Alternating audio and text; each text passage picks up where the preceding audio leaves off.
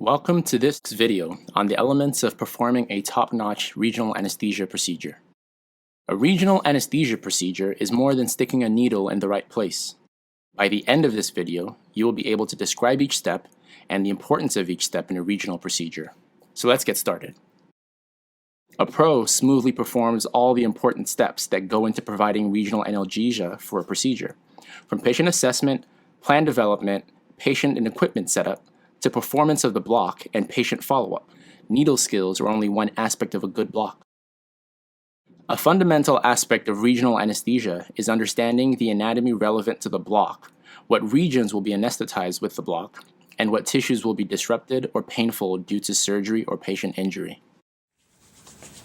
Good morning. Good morning.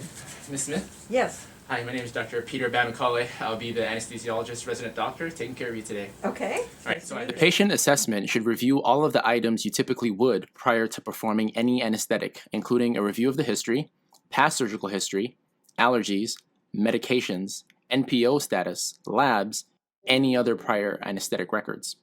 A major element of this assessment is to discover any contraindications to performing a block, like a patient taking anticoagulants, or a patient with pulmonary disease that might contraindicate, say, an interscalene block.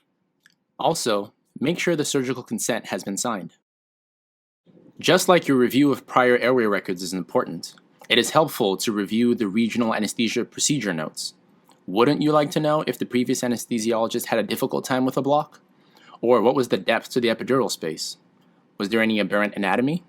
What was the dose and drug used? How much sedation for the procedure was required? Were any problems encountered during the procedure? What was the outcome of the block? Also, don't forget to ask the patient about their experience with any prior blocks. When working in a busy hospital, your attending may be covering multiple rooms or patients in the block bay. It is important that they can trust that you have done a thorough preoperative assessment. You can demonstrate this by presenting a succinct history and physical. Hi, Mrs. Smith. I'm Dr. Woodworth. I'm one of the anesthesiologists. I kind of like to say I'm kind of air traffic control, and Peter's your pilot today, but I'm kind of the supervisor of this area. And Peter and I are going to chat about you just a little bit. We've already looked you up in the computer, but we're going to kind of discuss you a little bit, okay? Okay, sure. All right, Peter. All right, so this is Mrs. Smith. She's our 62-year-old lady getting ankle fusion surgery with Dr. Meeker due to a history of arthritis that failed management with conservative therapies, past medical history mostly significant for asthma. Start with the patient's name, age, and the procedure they're here for. Provide any relevant details of the procedure that might affect the choice of anesthetic plan or which block to use. Make sure to present any key medical problems, prior surgery, lab findings, or exam findings, including your airway exam. Okay, Peter, that sounds great. What's your plan? All right, so for today, for Ms. Smith's ankle fusion, plan will be popliteal sciatic catheter and an adductor canal block. When it comes time to present your plan, make sure to cover what the anesthetic plan is for the procedure, or if the block is expected to be a surgical block, or for post-op analgesia only. State what block you want to do and why. Mention what it will cover and what it will not cover. It is also a good idea to let your attending know the status of the room the patient is going into. A pro will do everything they can to have the patient ready for the procedure well in advance of when the OR is ready, so they will not be under time pressure to perform the block. You will often have to consent the patient for the surgical procedure and any regional anesthesia procedures. This is because the patient will likely receive sedation during the block, potentially making them inappropriate to give informed consent to the anesthesia team taking care of them in the OR. Even if it is you taking care of the patient in the operating room, make sure to consent the patient separately for the surgery and the regional anesthesia procedure.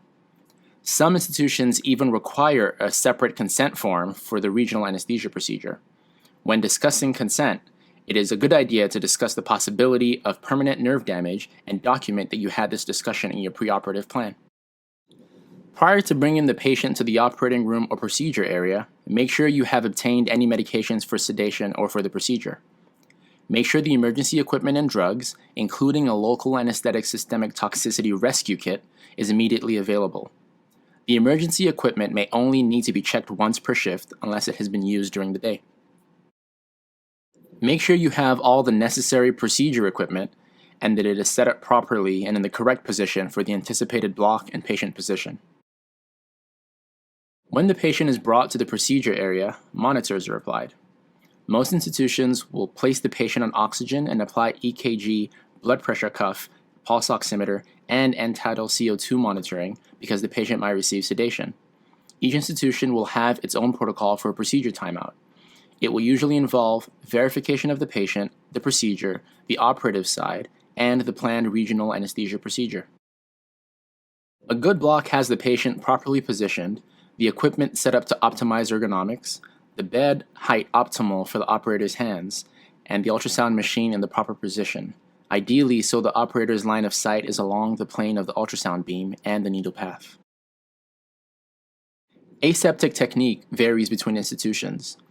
A different procedure for prepping, draping, and PPE may be used for single-shot blocks, catheters, or neuraxial procedures. Be sure to familiarize yourself with your local protocols. On a special note, for catheter techniques, make sure your sterile field is continuous from the needle to where the catheter is set up to minimize catheter contamination during placement. Of course, setting up your equipment properly will help ensure a proper procedure. Make sure you know the procedure steps. A novice will get the steps out of order and forget key steps.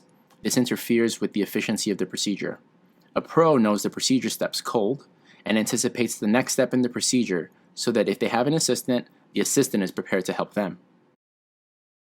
A pro communicates with the patient, the team, and their supervisor at all times during the procedure. They also talk out loud as to what they see on the ultrasound screen and what they're planning to do. This lets the supervisor know what they're thinking. If your supervisor knows what you are doing and thinking, they will be less likely to jump in and direct you. All right, Ms. Smith, you might feel a little poke as I come through with the local anesthetic, okay? Gotcha. Oh, yeah. Wow.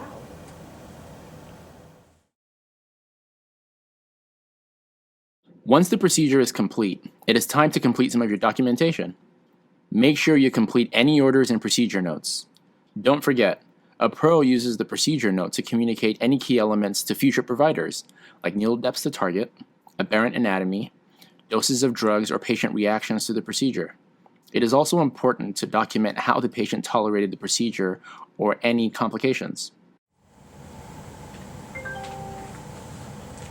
Hi, how's it going? Hey, Dr. Coy, I see your room is closing. Just wanted to let you know that for your next patient, we're all finished here in the block bay, so she got her sciatic catheter. Finally, make sure you communicate with any other teams that need to know about the patient, like the primary anesthesia team, nursing, the surgical team, or the acute pain service.